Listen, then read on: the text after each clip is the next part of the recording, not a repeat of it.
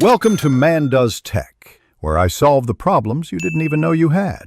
In this video, I will explain how to use Algolia search. Algolia is a powerful, hosted search engine designed to provide lightning-fast, real-time search experiences. It supports full-text, numerical, and faceted search, delivering relevant results in less than 100 milliseconds anywhere in the world. Its robust API makes integrating search into your websites and mobile applications incredibly straightforward, enabling you to build dynamic and engaging user experiences with ease. To begin using Algolia, you first need to index your data. This involves preparing your records, ensuring they are well-structured for efficient searching.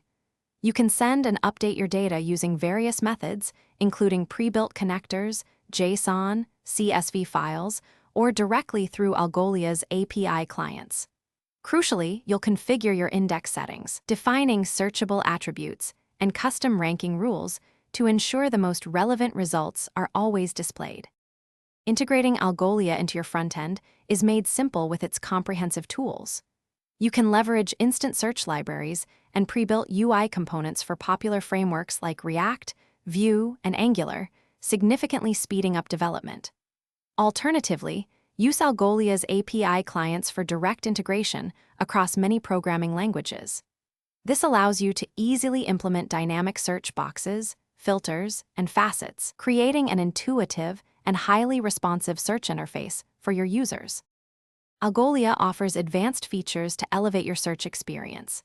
Explore AI search capabilities such as neural search, recommendations, and personalization to deliver even smarter, more tailored results.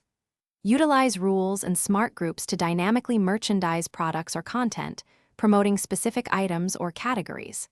Finally, continuously monitor your search performance through detailed analytics dashboards, gaining valuable insights into user behavior to refine and optimize your search strategy over time. Thanks for watching. If you found this helpful, don't forget to like and subscribe.